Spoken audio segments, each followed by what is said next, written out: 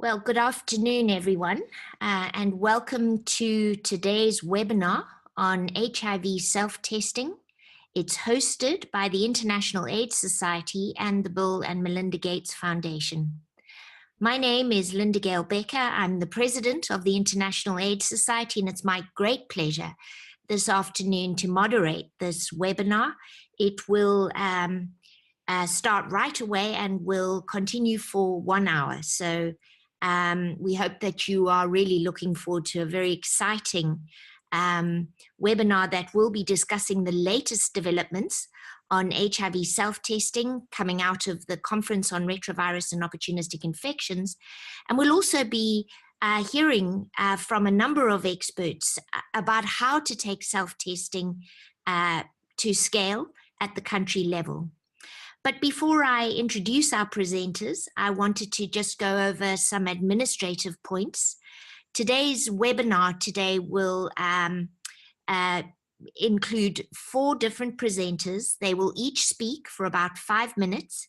During this time, the participant lines will be muted, and in fact, throughout the webinar, we will keep lines muted. We will allow the presenters to share their slides. And at the end of all of the presentations, we'll move to a question and answer time. You can submit a question at any time via the chat box, which you will see on the right-hand side of your screen. So please type your questions in there at any time during this webinar. Just to remind you that the webinar is being recorded and it will be accessible to you on YouTube at the time of its conclusion. At any time, if you become disconnected, please feel free to join up again. So, as mentioned, the majority of today's webinar will be focusing on country-level implementation, best practices, lessons learned, implications for national strategies.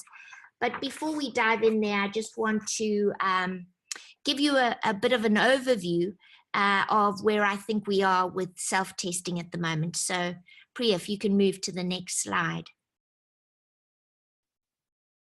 So, of course, it is all about testing, and testing is the first of our 90-90-90 targets. And it really is important that we scale up testing if we are going to reach those very important targets. And what you see in this first graph is just the status of the global HIV targets, where we are in terms of new infections and where we need to get for our 2020 targets. So we are somewhat off target. And if we move to the next slide, this shows those countries that have actually achieved the 90% target. So you see limited countries there, although we've seen some improvement. We're up from 66% in 2015. We still have some way to go in terms of reaching our first 90. You see the countries on the right that are almost there. And I'm pleased to say even countries like South Africa is on that list, but there is still some work to be done. And today's seminar is to explore what other alternatives there are for us to reach those targets. So next slide, please, Priya. And again, now looking at the regions, of course, some regions doing better than others, but clearly Western and Central Africa and the MENA region still struggling a great deal, not only in the first 90, but across the board. But as we know, unless we address the first 90, those following targets won't follow. Next slide. We do know that we need to drill down into specific populations, and one of my own passions, that of young people. We know that young people are less likely to go to health facilities per se, and therefore are less likely to test. And here you see 3 Southern Central African countries and how East Africa is doing. And then moving on the next slide, another focus group, that being adult men, where we know that men are less likely to receive HIV testing services in low and middle income countries. And again, there you see how men are lagging in terms of the general population. Next slide. And of course, there are a number of global HIV, a number of key populations who aren't doing as well. Here you see men who have sex with men in Moscow as one suggestion, people who inject drugs in India, and again, other key pops also as a suggestion, men who have sex with men in India, only 30% testing in terms of that first 90. Let's move to the next slide. So very exciting that a new recommendation was out in December 2016 that certainly based on a strong recommendation, although moderate quality evidence, a move to get self-testing into the mainstream. And if we move to the next slide, this is some of the data presented by Cheryl and published here of the evidence. So self-testing seems favorable in comparison to standard of care, particularly amongst target populations. HIV self-testing appears to be feasible and acceptable, and it doubles the overall HIV testing uptake compared to standard testing. And you can see that publication in JIS in 2017. Next slide. And so we really are trying to get HIV self-testing up, and you see where we are in terms of policy and implementation. And of course, policy always needs to be in place, followed by hopefully that scale up, and where our targets are for 2020. So today's webinar, we hope, will help to move some of those numbers forward. Next slide. So everyone, very excited to hear the latest information and then some very, I think, compelling country examples. But to just catch us up, in the first instance, we have Cheryl Case-Johnson, who's a technical officer from the WHO. We have Philippe Girault, who's a technical advisor from FHI 360 Thailand. Musonda Simwinga, community engagement lead and social scientist from Zambart, Zambia. And then Nena Lentini, who's the deputy director of the US CDC and Prevention's Office in Brazil. So I think, you are in for a great afternoon, but let's kick off right away now then with Cheryl Case-Johnson from the World Health Organization, who will be bringing us the very latest science from CROI. Over to you, Cheryl. Thank you so much. What a great introduction and overview on a topic I love to talk about. So I'll just be sharing with you about the latest science and country implementation and action for self-testing. So there's a lot of information on HIV self-testing. So today I'm going to focus on some of the highlights coming out of CROI that was just in Boston.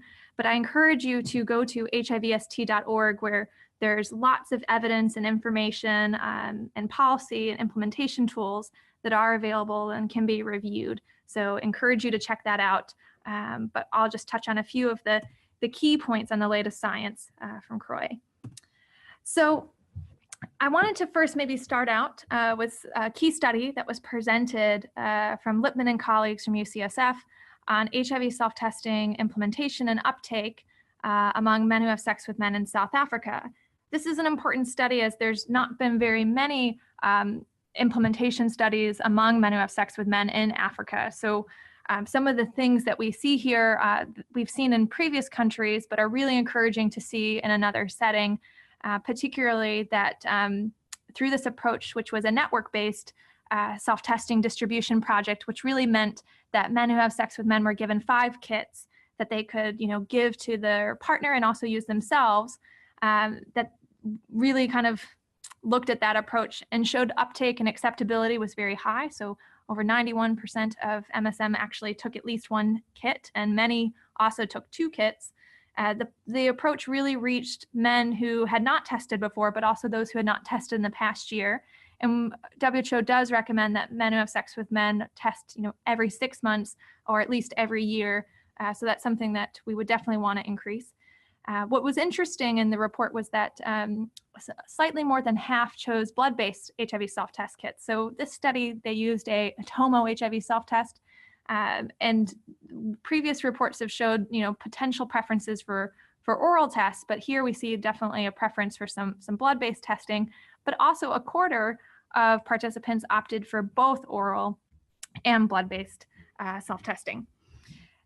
What's also really great to see here is that 83% of men who have sex with men said that they would prefer their next test to be a self-test, and many also said they would prefer a blood-based test for that test.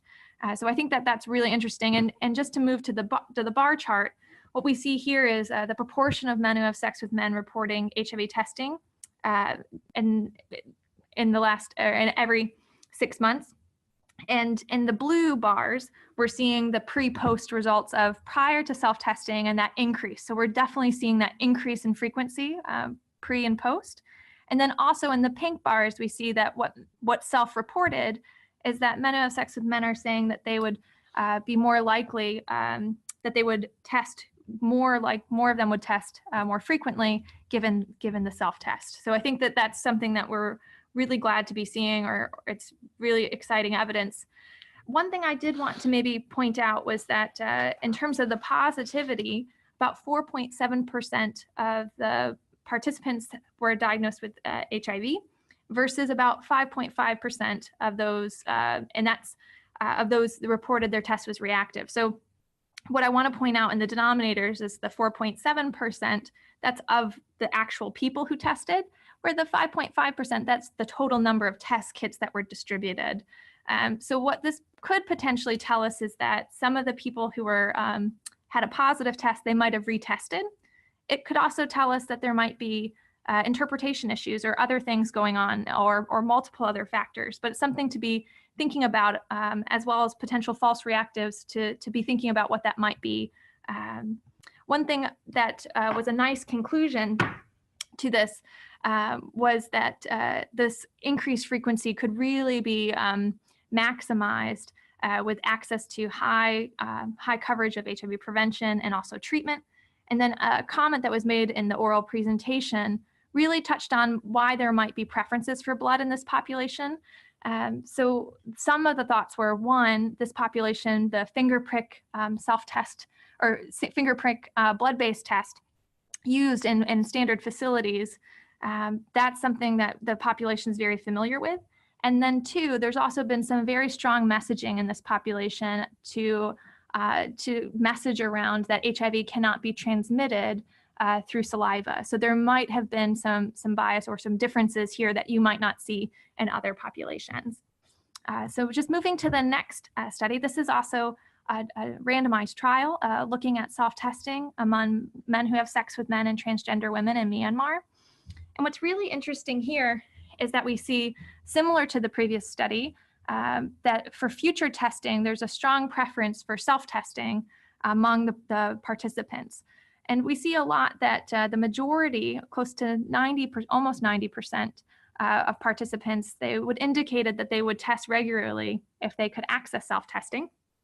And we also have kind of some evidence around some things we've seen in other settings with men who have sex with men, and also with men and partners of pregnant and postpartum women, that self-testing can identify more of those who were not previously diagnosed. So here, the self-testing arm of the study showed 29 of those who were previously undiagnosed were identified with self-testing, compared to 15 who were identified through VCT, the voluntary counseling and testing sites. So that was a finding that, while it could be potentially about 2 times as much, we've also seen that in other studies among MSM. So another big question that came up, in the conversation around self-testing at CROI, but also is something that has been discussed at length, is what is the cost of this new approach and how it's being distributed. So there were some results presented by Ahmed and colleagues out of Zambia, which really showed a lot of variability. So the chart that's showing us community-based CBDA distribution, that's really looking at the door-to-door distribution model. And the health facility model, which is to the other side, that's really showing people that were offered the self-test at a health facility. And then there's a voluntary male medical circumcision distribution model. It's not depicted here, but has, just to say, it's kind of distributed through community-based mobilizers who mobilize for circumcision, who then distribute self-test kits as well. And what we really see here is the kind of price around that $14 mark for the door-to-door community distribution and health facility model. And that's on par with some of the costs of community-based distribution that are used in many of Southern African countries. So something to be thinking about of, yes, this is probably on par, and encouraging to see that this integration of self-testing with a prevention service delivery model could also be lower cost. So that's where we're seeing something at around the $11 to $12 range. So what's important, I think, here, what is presented is just the variability across communities. So we're seeing, higher prices in some where fewer kits are distributed, but we're definitely seeing that there could be possibilities to reduce costs further from this. Kind of moving on to accuracy of HIV self-tests and also usability. Previous reports, including in the WHO guidelines, have highlighted that self-tests can be highly accurate and usable. And what we're seeing here is from a study among female sex workers in Uganda. And from their study, they really identified some lower percentage of sensitivity specificity, of sensitivity around 82% and 85% specificity. And the challenges that arose most of the time were really in the weak HIV positive results. So that's kind of depicted in image D, where there's a very, very faint line on that test kit, which could be difficult for individuals to interpret. And with the bar chart showing that kind of by result and kind of the errors or the interpretation by the female sex workers, we really do see the weak positives being the most challenging. So here, there may potentially be issues with participants who might have known their HIV status beforehand or were undisclosed or were on ART and had not disclosed, which there's anecdotal evidence around that potentially leading to more weak reactive results like we are observing here. But I think overall, the study really highlights the needs to improve programming and demonstration and the interpretability of test results. It's definitely going to be needed for certain populations, and that's really what we're seeing here in Uganda. Then moving on to some linkage to care results among looking at self-testing in Zimbabwe. This study, I think I'll present two slides from this study, but the first is really highlighting the cluster randomized trial results using incentives among distributors versus no incentives among distributors, and then looking at the outcomes, primary and secondary outcomes, about participants who receive the kits and their linkage to care. And what we see kind of in the secondary, in that red box around the secondary outcome, is that there really wasn't an effect on greater linkage outcomes among participants until there was ad hoc reanalysis, which removed people who were retesting and on an ART. And I think this flags two issues. One, that if we're reaching new people that don't know their status and that need linkage to HIV treatment, incentives to distributors, the incentive in the study was around 20 cents. So those small incentives, there's something to discuss what the utility of those might be to increasing linkage and reaching those populations. But it also highlights a additional point that we need to be cautious of, which is this retesting on ART, or people who already know their status retesting with self-test kits. So I think there's definitely a lot more work to be done there. But one of the most impactful points that came from this presentation was a subset analysis that was done on demand for ART in Zimbabwe. So here they presented data just looking across pre and post implementation of self-testing and uptake of ART in 140 ART clinics. So what you can see in the line chart is that during the self-testing campaign period, there was this increase in demand for ART. And this really does suggest with the difference in difference analysis that with the introduction of self-testing, more people were initiated on ART, and that was statistically significant, versus after, distribution where there was no difference in those groups. So I think it's something to show that people that self-test can link to care.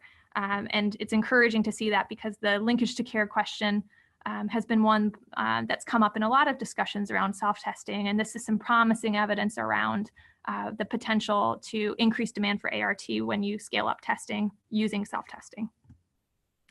So just maybe one final study to flag for you all is the results that were presented. This is a secondary analysis piece on reduction of partners following HIV self-testing in female sex workers in Zambia.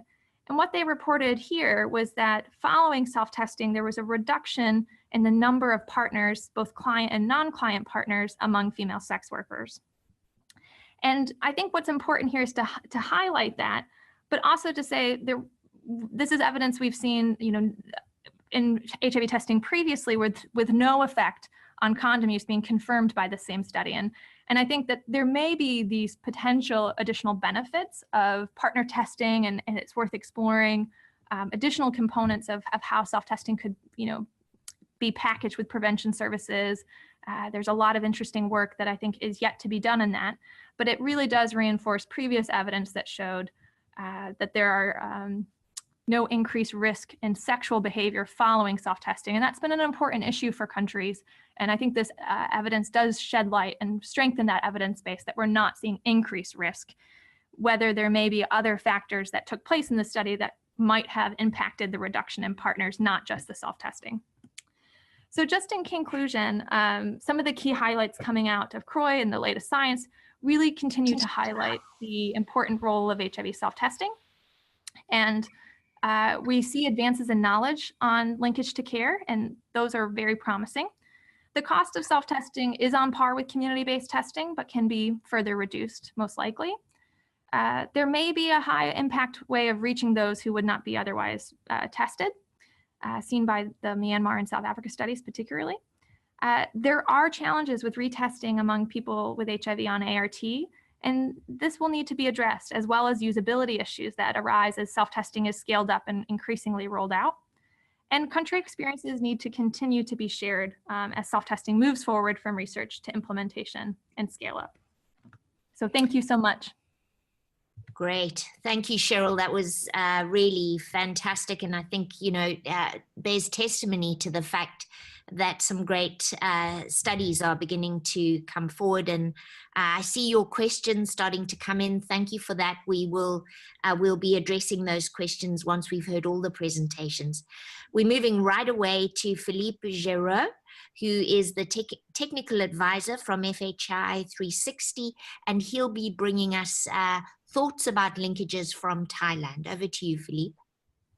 Thank you very much. Hello, everybody. I'm Philippe. I'm working for FHI 360 in Thailand and supporting the Linkage Thailand project. And I'm pleased to present the preliminary finding of our study on HIV self-testing implemented by Linkage Thailand. So Linkage is a cooperative agreement between FHI 360 and USAID, focusing on HIV among key population in different regions and countries. We have also a study partner that I would like to acknowledge also. So FHI 360, the Thai Ministry of Public Health, the Thai Red Cross as Research Center, the Rainbow Sky Association of Thailand, Swing, Sister, and Plus, the POS and CAMAT. The 7 last organizations are CBO working for MSM and transgender in Thailand, and they were managing the different research sites. So this is an implementation science study among MSM and transgender women in Thailand. We were in 3 provinces, Bangkok, Pattaya, and Chiang Mai.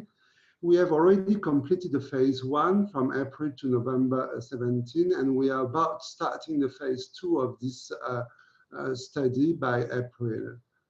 So these studies aim to explore the acceptability and the feasibility of oral fluid HIV self-testing, assisted and unassisted among MSM and transgender women in Thailand. We have also another objective on the performance of OraQuick, but I will not present the data during the presentation tonight. So we have research sites, 7, that are strictly managed by CBO for the recruitment, and enrollment of participants through social media and face-to-face. So Irish worker or Irish worker go to social media and then recruit people and then take an appointment face-to-face to meet them or enroll them directly through social media. Next slide. So people who are enrolled in the study, we propose 3 options. The first option is assisted HIV self-testing, or peer-mediated, meaning that the Irish worker is helping his peer or a peer to do the test, the oral fluid-based test, or unassisted HIV self-testing. The participant receive the kit and go back home or to any other location and do the test by himself or herself. No, not yet. Go back, please. And the third option is traditional referral. This is the standard intervention that when Irish is meeting peer, they usually refer to HTC services for HIV testing. So the second option is for the people who opt for unassisted HIV self-testing. So they have the choice to receive the kit. Either they can go to the drop-in center and pick up the kit by themselves, or they can meet the CBS anywhere, the community-based supporter or Irish worker anywhere in the community to receive the kit. Or if they don't want to see anybody, we can send a kit by express so fast mail, so by the post office. So people have option. They have option for the testing and they have option for the delivery of the kits. Next slide, please. Next, okay. So this is the preliminary finding. You can see on the first graph, pi is on the top is for MSM, and then on the bottom is for transgender. We have 2 different samples. So this is the finding of the first phase. We can see that 25% of MSM were enrolled through social media, then 75 through face-to-face. You can see that among MSM, 73% of those who were enrolled through social media selected self-testing immediately, while participants who were recruited through face-to-face, 98% pick up peer-mediated testing. So why people prefer to get, when they meet the Irish worker, there was an opportunity to get the test. So they wanted to get the test immediately and select peer-mediated. We have a big difference with transgender women, where a little bit less, that 20% of them were recruited through social media, but most of them were selected peer-mediated testing, not HIV self-testing like MSM. So it's different pattern compare MSM and transgender women. Next slide. We can see that the acceptability for peer-mediated or assisted HIV self-testing is high, either for MSM or transgender. 79% for MSM and 93% for transgender. Self-testing is 20% for MSM and 7% for transgender. Also, among people who, MSM who selected HIV self-testing and assisted, most of them, 80%, wanted to receive the kit by EMS, by post office. And for transgender, it was mixed. The post office by surface mail, 55%, and CBS, 45%. Next slide.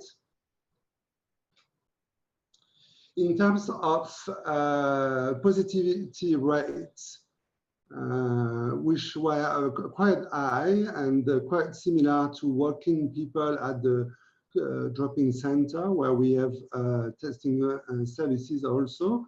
So peer-mediated among MSM was 12%, and self-testing also 12%. So referral 20%, but number are very small.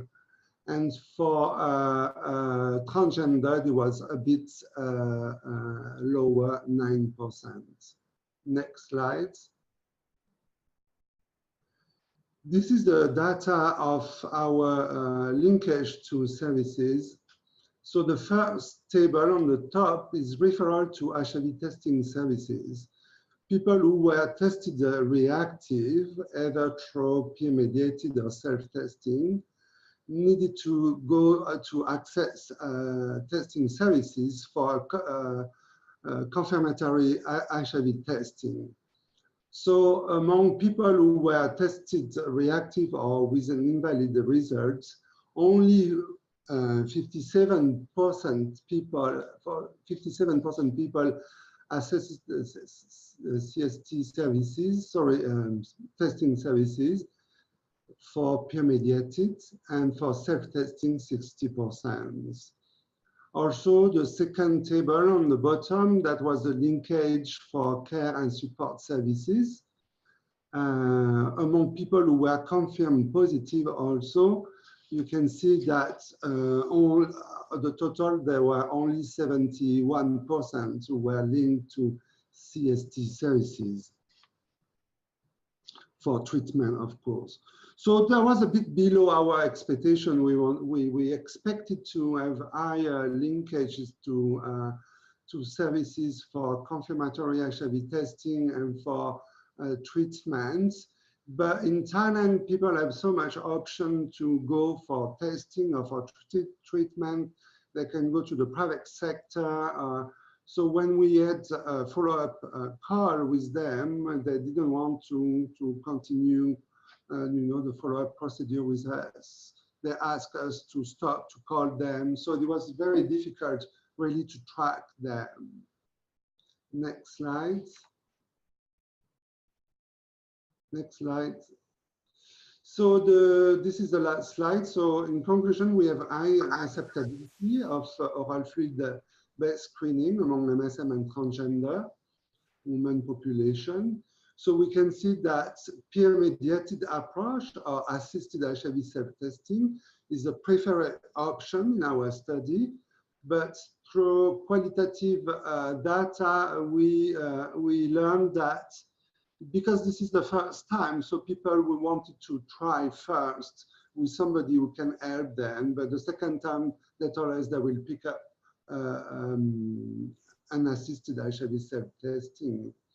We can see also that unassisted HIV self-testing meet the needs of specific segment of MSM population, particularly those who are using social media, who are not inclined to meet face-to-face with community-based outreach worker and access HIV service at facility level.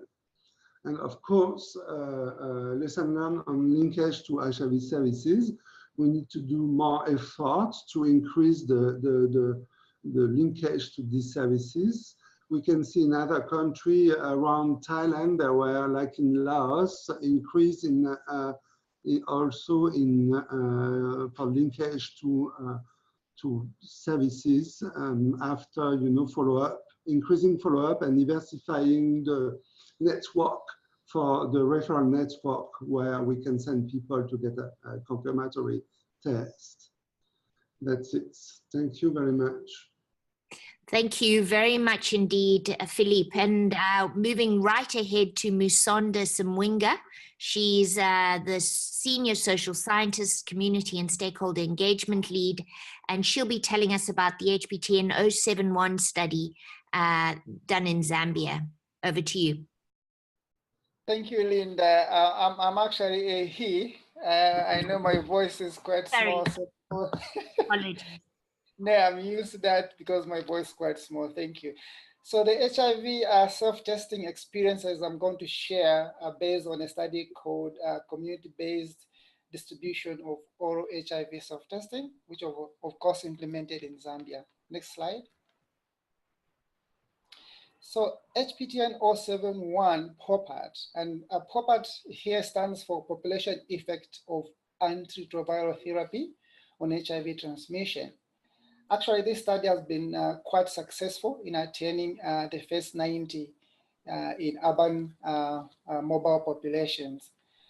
However, as you can see in the graphs on your right, gaps still remained after the second year of the intervention in men, young adults, and mobile individuals.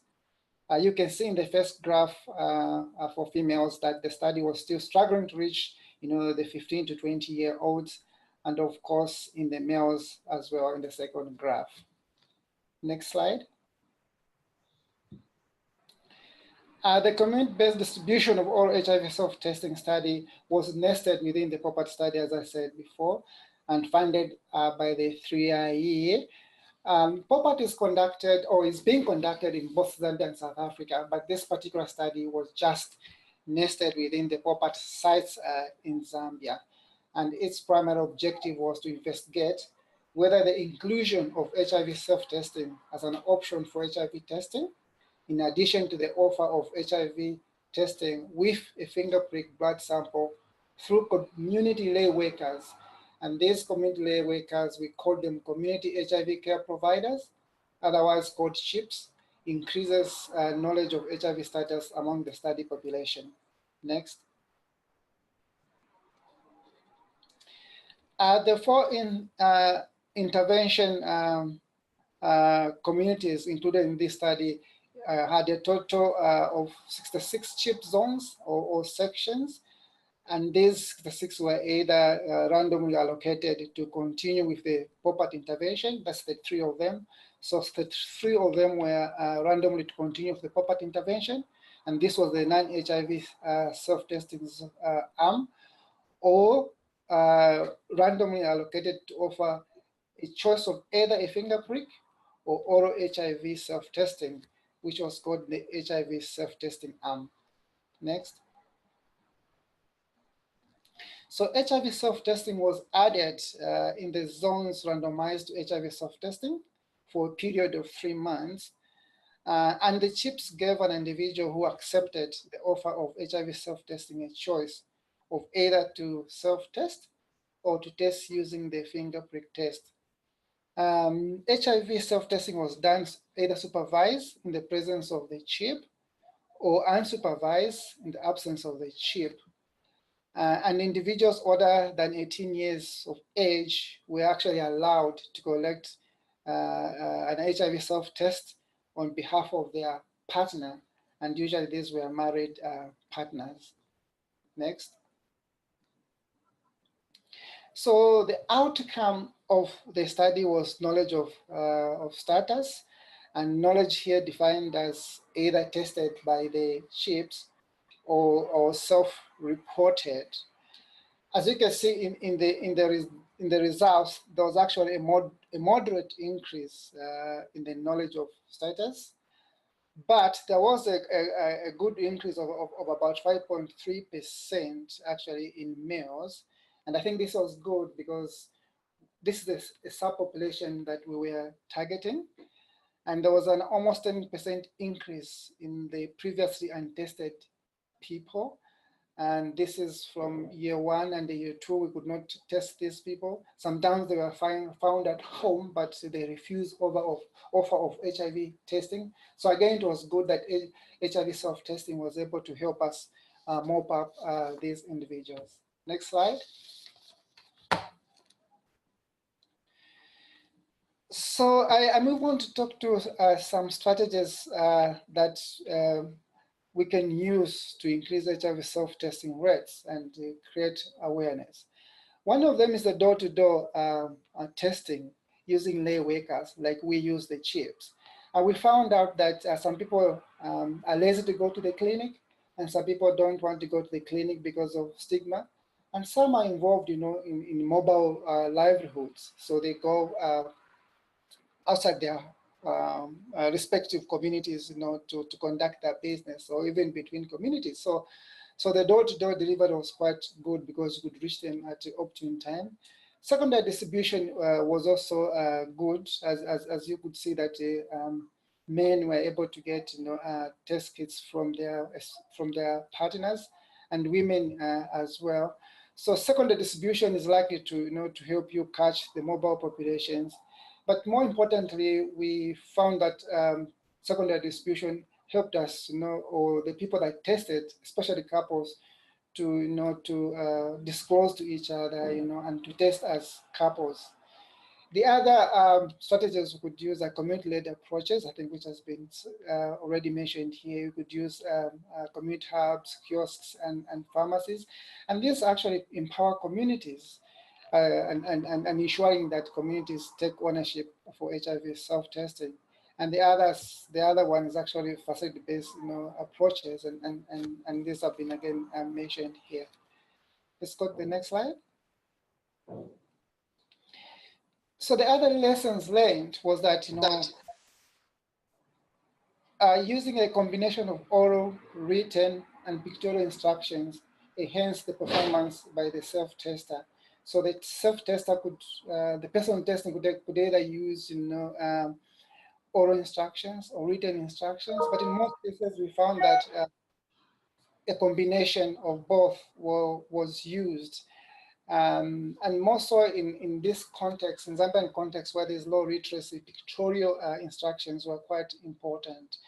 And we also found that HIV self-testing was preferred, by the hard-to-reach groups, especially those that were mobile, the truck drivers and people that, went outside their communities for extended periods.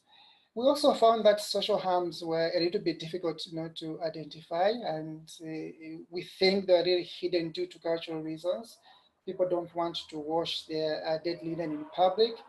But however, we also found a few social harms, to do with emotional distress, threats of marriage dissolution, forced testing, and things like that. And we also think that maybe because the chips felt responsible for some of the things that may have emerged, they were difficult or they shined away from reporting about these things.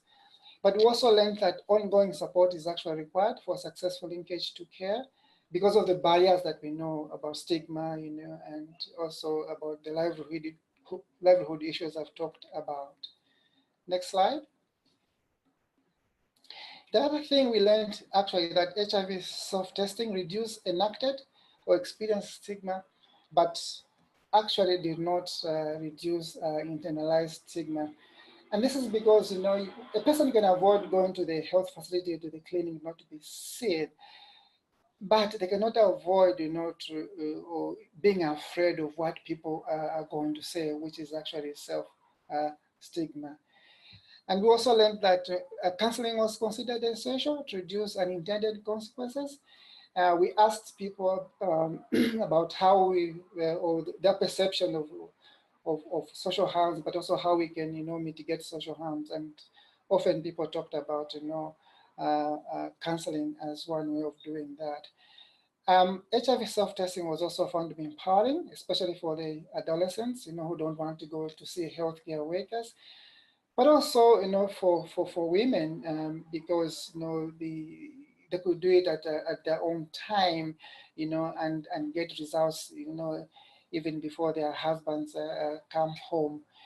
As a new method, we also found out that HIV self-testing actually required, robust community engagement activities that involved all stakeholders throughout the study to ensure that the myths and misconceptions are picked up and quickly fed back into implementation. Yeah.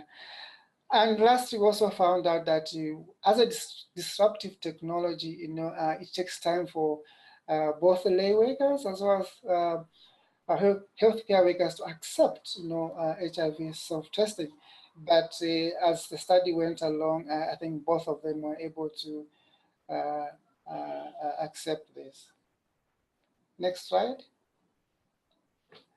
Well, I would just like to acknowledge the funders, NIH and T3IE, Bill and Melinda Gates, and others who funded the study through POPAT as well as the sub-study itself. Thank you very much. Thank you very much, Musonda, and I look forward to meeting you soon. So thank you for that. Our final speaker is Nena Lentini, Deputy Director of the US CDC and Prevention's Office in Brazil.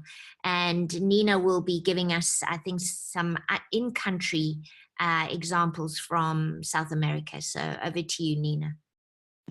All right, thank you very much. Thank you for all of the wonderful presentations. And well, I only have 5 to 7 minutes to tell you what we've done in the last 4 years. So self-testing has been CDC Brazil's major field of work in the past 4 years. We've been working in 2 state capital cities in the southern Brazil. And yeah, that was not yet the slide, but no problem, you can go through it. Of course, we aim at state-of-the-art, and we have important successes to share with you. But at the same time, we face considerable challenges and learn important lessons on our way towards the same. And sharing those lessons with you, those challenges, and listen to how you have approached HIV/AIDS prevention and diagnosis through self-testing will certainly help us do better in the future. As you will see in the slides, in this slide, CDC actually introduced oral fluid-based self-testing in Brazil in partnership with the government of Brazil and Brazilian Academy. We received a grant from PEPFAR under the Key Population Implementation Science Project, and we decided to evaluate the acceptability of oral fluid-based self-testing among men who have sex with men, who are the population concentrating the most new infections in Brazil.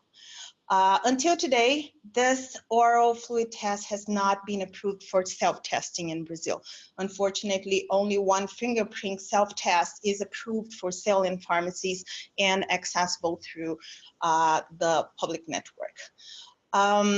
In order to encourage our target population to access self-tests, we established a web-based platform and a mobile application for users to request and receive at home their test kits, or for pickup in a number of places like pharmacies, self-service dispensers around the city, and anonymous pickup in NGOs and public healthcare units. Most of these processes are anonymous, although some information is required for you to receive your test at home. You have to provide your name or somebody's name or a made-up name. And you have to provide an address where you feel comfortable receiving the package that has no identification on it, and you can perform the self-test wherever you feel more comfortable doing so. The centerpiece of our strategy is a communications plan. This plan tailors visual, written, virtual messaging to reach the particular group that we want to reach, and provides an online instructional video for users, and holds frequent one-on-one messaging events in places of MSM socialization. Next slide, please. So the name of the project is A Hora é Agora, or The Time Is Now, and it has delivered nearly 9,000 tests in response to around 10,000 requests in Curitiba. Some requests are incomplete or are returned by the mail because of a non-existent address. But anyway, 9,000 tests in a city that is estimated to have around 17,000 MSM is more than we projected to do. In São Paulo, we're planning to distribute 10,000 tests between May and September 2018. And we'd distribute more if we had more. 96% of project users report that their main issue with the platform and the application is that they would like to be able to request more tests more often. 99% of users report a positive experience with the project channels and would recommend them to their friends. Results return is optional. And yes, we took the risk of not knowing versus expanding access. Even though we don't require information about their results, over 150 men voluntarily reported a positive result via the platform. Other men may look for private services. Others come to the public health network for confirmatory testing. And that's where we're able to capture a number of others for our linkage to care support services that we do through health system navigators. We also have a 24/7 hotline for questions and crisis management. And as May of this year, we will supplement services with 2 men-only clinics, one at a public health facility and one in a busy MSM meeting point that will provide counseling and testing, immediate ART, STI diagnosis and treatment, PEP, PrEP, HPV, and hepatitis B immunization, in addition to having an automated test dispenser for people who want to pick up the oral fluid test. Next slide, please. So, of course, we've had a number of challenges. The first, and I think most difficult to overcome, is that the Health Surveillance Agency has not yet approved the oral fluid test that we use. The Brazilian government had set aside funds to buy 4 million units, but as the test has not been approved, none have been bought except the ones that are used in research settings by CDC as a screening test.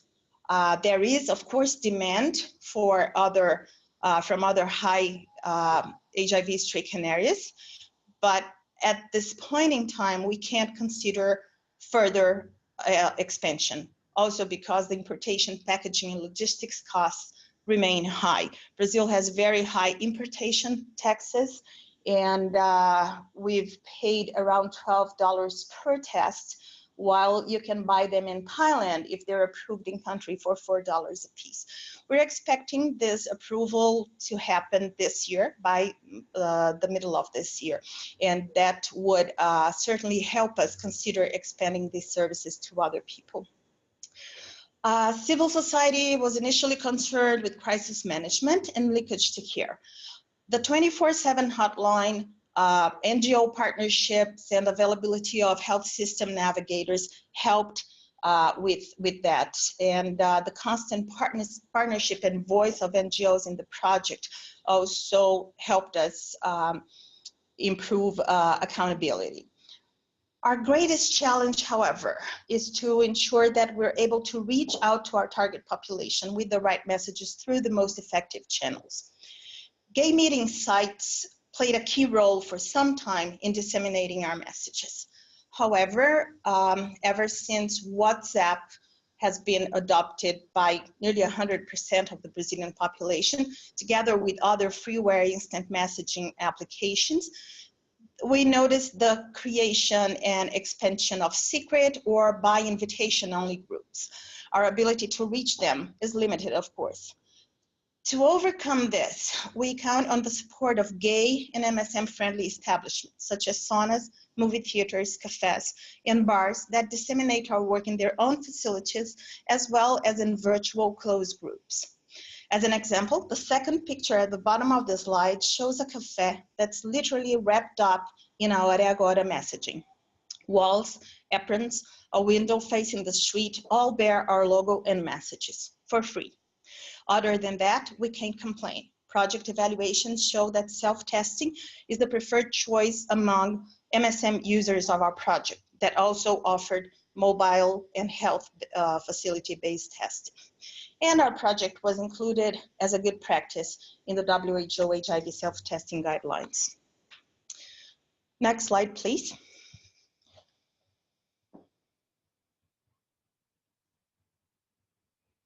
Okay, so lessons learned, a lot of lessons learned. And I think that the most important is if the test is available, people will demand it. So let me tell you what became kind of a private joke in CDC. 1 week prior to the official launch of the project, we put together 20 self-test kits. Each had 2 tests, condoms, lubricant, and a disposal bag.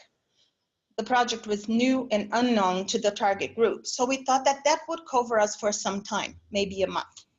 We were happy until we checked the website and saw that we had received over 200 requests in the first week. So tell me about staff running around like chickens with their heads cut off, packaging, mailing, and forecasting for the future. I'm glad to report that the 24/7 hotline rang about 15 times in 3 years. 80% of the time, the caller had the wrong number. The few actual users needed information about using the platform, and no crisis management requests have been reported today. WhatsApp has been the most useful tool. Young people return their test results, even if positive, via WhatsApp. Of course, we don't have their telephone number. They have our WhatsApp number. So if they want, they contact project staff. They ask questions about confirmatory testing, linkage to care, antiretroviral treatment, PEP, PrEP, and what they should do to request more than 4 tests a year. Our Agora recently reached 6,000 followers on Facebook, thanks to daily updates involving articles, prevention messages, videos, and pictures. YouTube videos are a hit. Instagram and Twitter have not shown such a high return rate. Finally, we recently conducted an economic evaluation of our Agora. Is it cheap? No. Is it cost effective? Very. And can we improve? Definitely. Results return and partner notification are areas where we can do much better. And it has been great to hear from all of you on what you've been doing. This will certainly give us ideas and subsidize our work. Thank you very much for the invitation. Great. Thank you so much indeed, Nena. And the questions have been pouring in.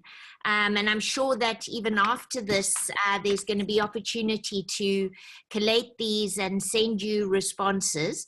But what I'm going to do in literally the next 5 minutes is all we really have remaining for us. So what I'm going to do is pose a question to each one of you. I'm going to ask you, and I'm going to just select at random, and I'm going to ask you to really keep your answers quite brief so that we can get through them. So Cheryl, I'm going to ask you to just comment. I saw a question around, are any of these tests FDA approved already, and which are?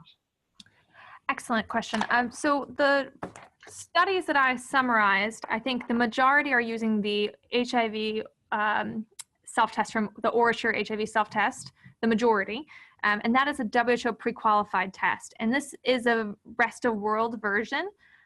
So there is an FDA version that HIV in-home in-home HIV test, which is used in the US, and that is the FDA approved product, but it comes in a hard laptop case, and it's packaged differently. So it's seen from a regulatory perspective as a different product when you put it in a soft kind of aluminum foil type packaging that's situated for more of a rest of world or resource limited setting. So that's the difference, but it's got pre-qualification, and there's also 3 other products that have ERPD, which is the Expert Review Panel for Diagnostics, which is the review panel that's convened by Global Fund and Unitaid, which kind of reviews whether products adhere to quality standards and can be procured by major donors. So those are the lists. So products that are from either PQ or that ERPD list were included in this, but the majority are oral. I think the only study that included a blood-based kit, the Atomo HIV self-test, was from South Africa, where that product has CE mark and can be used in South Africa and also in Europe.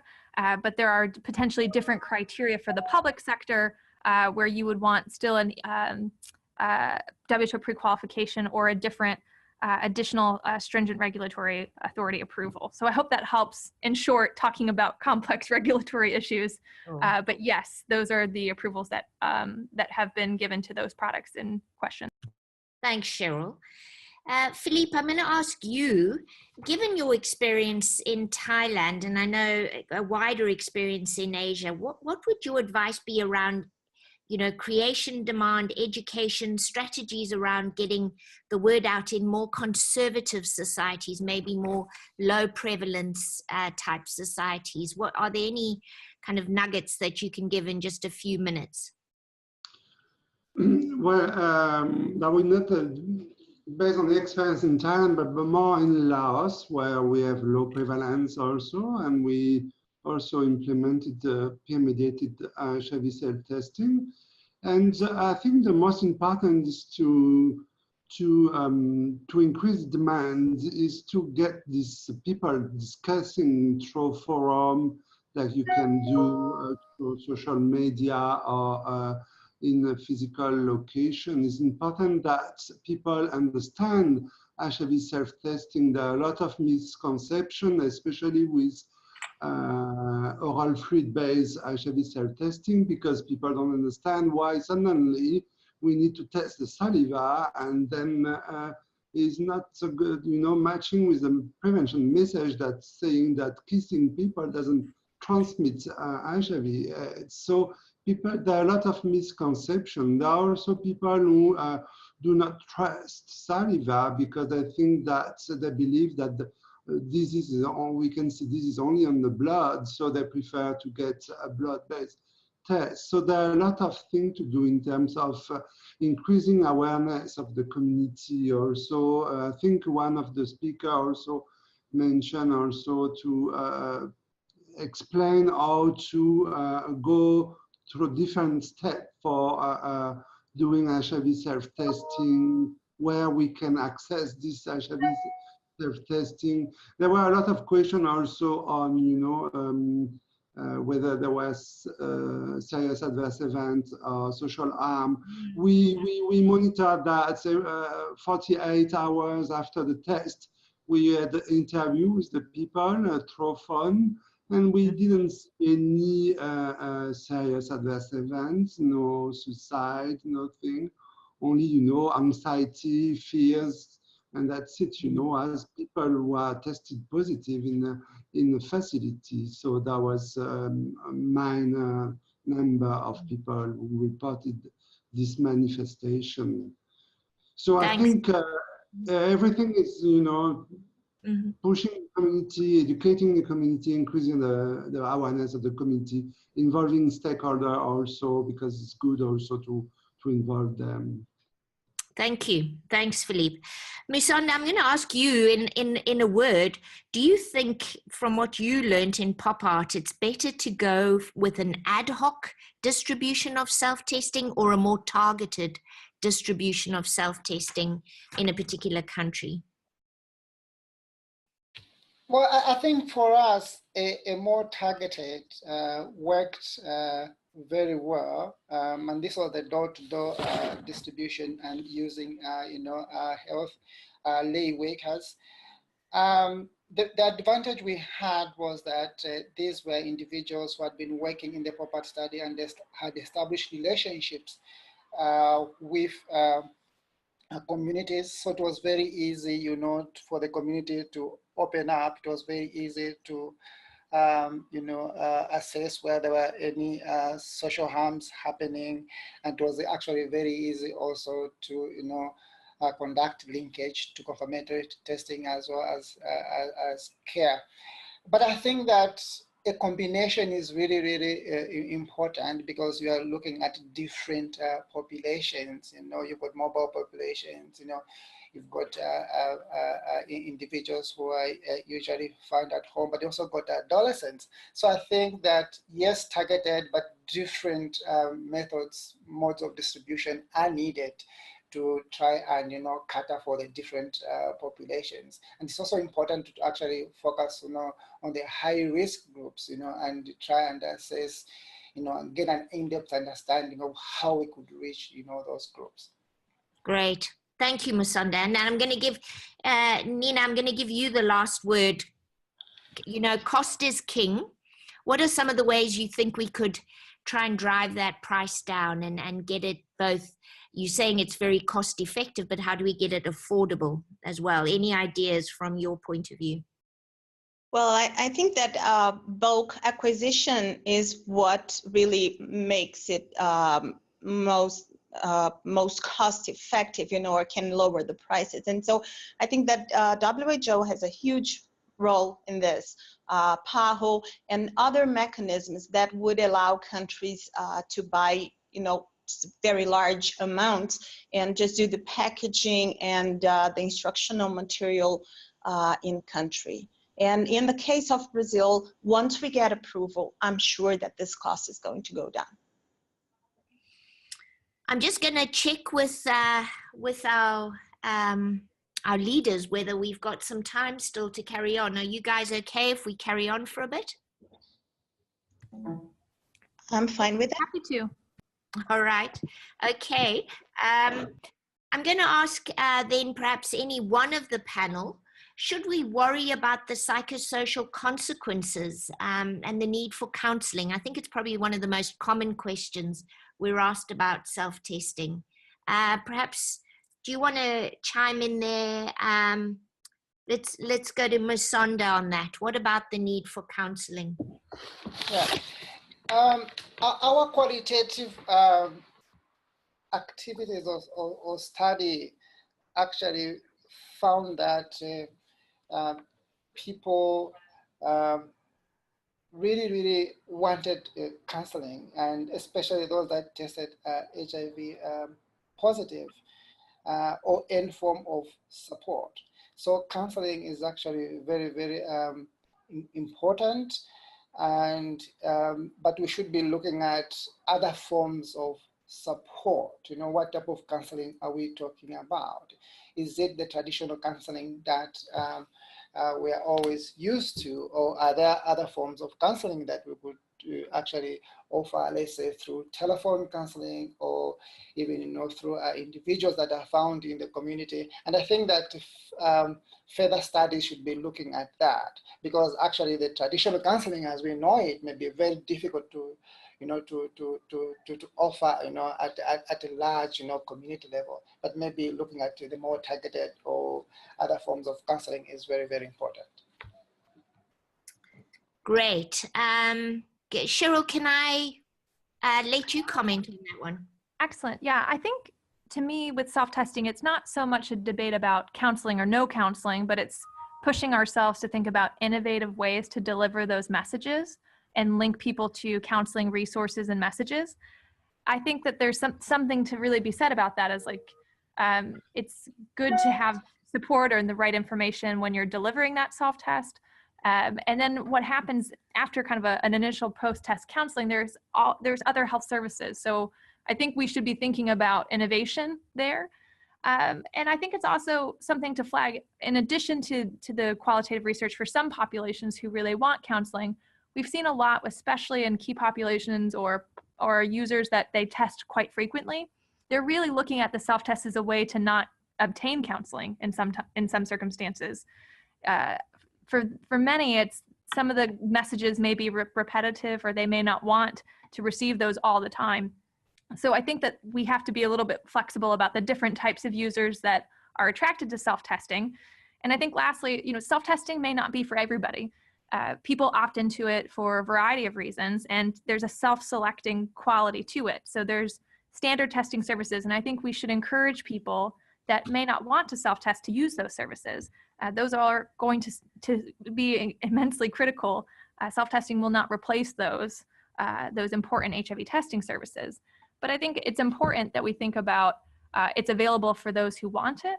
And then also reiterate that self-testing is not a diagnosis. It doesn't provide an HIV positive diagnosis. A reactive test is something that prompts a user to go to a clinic to get additional testing and counseling. So I think it's not really a question of do they get counseling or not. It's just more of thinking about it from a bigger picture point of view.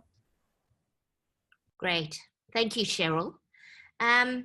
One quick one to you, Philippe. How do you think, what are some of the innovative ways to track actual use versus, distribution quantities? And is it important to do? To track the people who are selecting HIV self-testing, correct? Yeah, who actually use it. So they might take the test home, but not actually use it. There were a couple of questions along those lines. So in the experience of Thailand, what we did is we developed a website, and in the kit they receive, of course, they have instruction and all of this.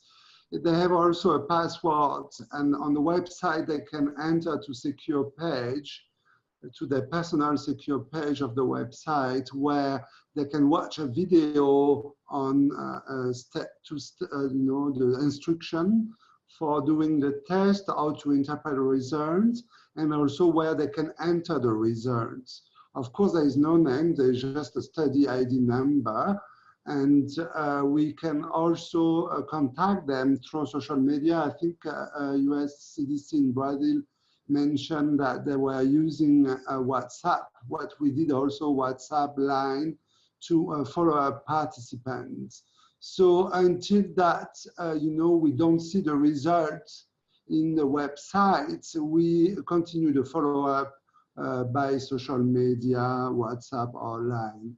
So the follow-up procedure was very important. The website also, because there was something where people can, even using their smartphone, look at the instruction, answer to the questionnaire, and enter the result, watch the video or watch the picture. So there was different instruction in the website. So that was one of our means that we use to track them, to be sure that they do the test and the report. Of course, they can lie when they're reporting, but some of them were reactive and then confirmed positive. So great. Thanks, Philippe. I think there's some good ideas there. And then last word to you, Nena, just to ask you, the time between, did you have a sense of that, the time between testing and actually linking into care? Do you, from your experience, do you think that shorter, longer on average, or what was your sense? Well, I think it's getting better. Initially we used to give the health system navigators 90 days for the person to be effectively engaged in ART. Now, with the inauguration of the 2 clinics in May, we're going to provide ART immediately. So the person will come into the clinic and will leave with a treatment for 90 days. And in that 90 days period, then the navigators will work with them to register them at a healthcare unit, and there will be no new exams need, because exams take actually a long time. If they require viral load, if they require CD4 count, because some doctors still do in Brazil, then we should give the navigators more time. But I think we're actually moving into test and treat and retention, and it's going to get better pretty soon again, I guess. Fantastic. Well, I think thank you to all of you. I see we are beginning to lose some of our audience now, and I want to thank you all for staying on, especially the panelists for staying on an extra 15 minutes this afternoon. I think it really illustrates the great deal of interest and excitement around this new innovation. Congratulations to WHO for embracing it and moving it into the domain of use as quickly as has happened. And thank you to each one of you in your country examples that you're actually really engaging. So I think most of all, I think our take-home message today is that, yes, there are 1 or 2 things we still, sort of ironing out in the kinks, as it were. There is real interest amongst our clientele, our populations, to use this very much self-used, way to seek health and make a difference to their own well-being. And so I think we need to keep moving forward in this regard. I'm looking forward to seeing prices come down and more countries adopting this as policy and moving to upscale. We look forward to seeing you all in Amsterdam at the World Conference, where I think again we'll see more around self-testing. At the moment, I'd say to you, if these questions will be addressed. Thank you for brilliant questions. And if you have any more questions, please email Priya Patel on ppatel@globalhealthstrategies.com, and we'll do our best to get answers to you as soon as possible. We'd also like to be connected with other self-testing experts in your country. So please let us know and we'll find ways to contact you. Otherwise, I want to thank you all for a fantastic webinar. Thank you to IAS, of course, and to the Bill and Melinda Gates Foundation for putting this together. And again, a very hearty thanks to all of the presenters. Otherwise, have a great afternoon and take care.